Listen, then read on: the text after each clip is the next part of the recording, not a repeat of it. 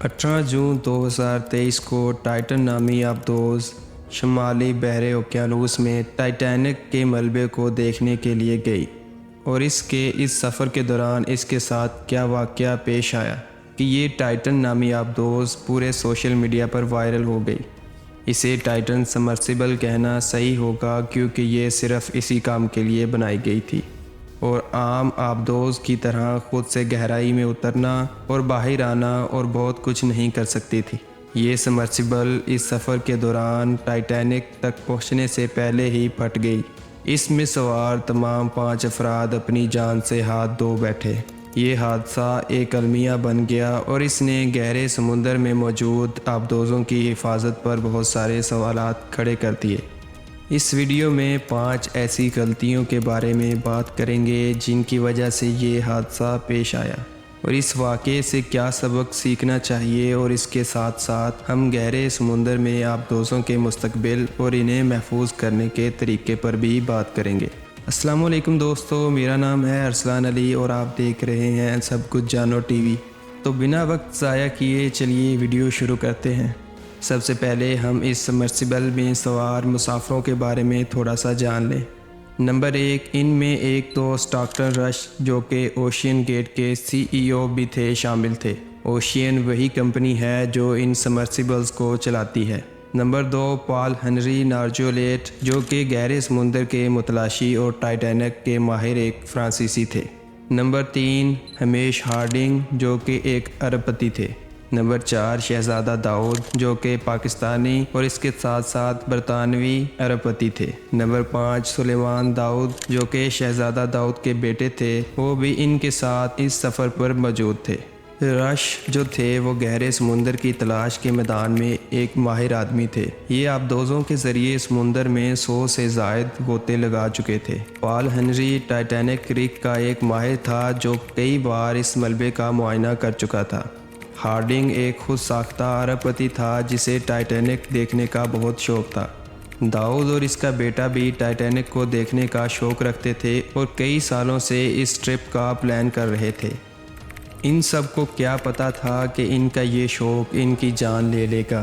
Titan 18 जून 2023 को new फाउंडलैंड Canada से Titanic के मलबे पर गोता लगाने के लिए रवाना हुआ।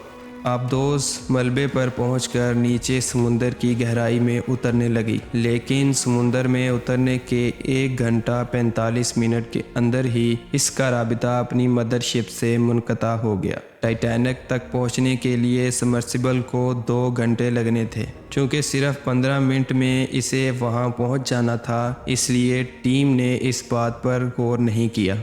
टाइटन को शाम 7 बजे वापस आना था। जब वो ना आई तो अमेरिकी कोस्ट गार्ड को मुतला किया गया और तलाश और बचाव का ऑपरेशन शुरू किया गया। टाइटन की तलाश तकरीबन 80 घंटे तक जारी रही। 22 जून 2023 को एक ज़ेरे आब रोबो गाड़ी जिसे आरोवीज़ कहा जाता है, इसने समुद्री फर्श पर टाइटन का मलबा दरियाफ्त किया। आबदोज़ फट चुकी थी और इसमें सवार 5 अफराद हलाक हो चुके थे। अब बात करते हैं उन 5 मिस्टेक्स के बारे में शायद जिनकी वजह से ये हादसा पेश आया हो। नंबर 1, टाइटन को इस्तेमाल से पहले इसका सही से तजर्बा नहीं किया गया। ये आबदोज़ हादसे से सिर्फ चंद माह पहले ही इस्तेमाल में लाई गई थी और इसे दूसरी आबदोज़ों की तरह सख्त जांच से नहीं गुजारा गया था। नंबर 2, टाइटन में मौजूद ऑक्सीजन काफ़ी नहीं थी। इसमें सिर्फ 6 घंटे की ऑक्सीजन मौजूद थी। नंबर 3, टाइटन टीम को मुनासिब तरीके से तरबियत नहीं दी गई थी कि हंगामी हालात में सबमर्सिबल को कैसे कंट्रोल किया जाए। नंबर 4, आबदोज़ की मुनासिब देखभाल नहीं की गई थी। टाइटेनियम प्रेशर वुल में कुछ दरारें भी मौजूद थीं जिनकी सही तरीके से मरम्मत नहीं की गई थी।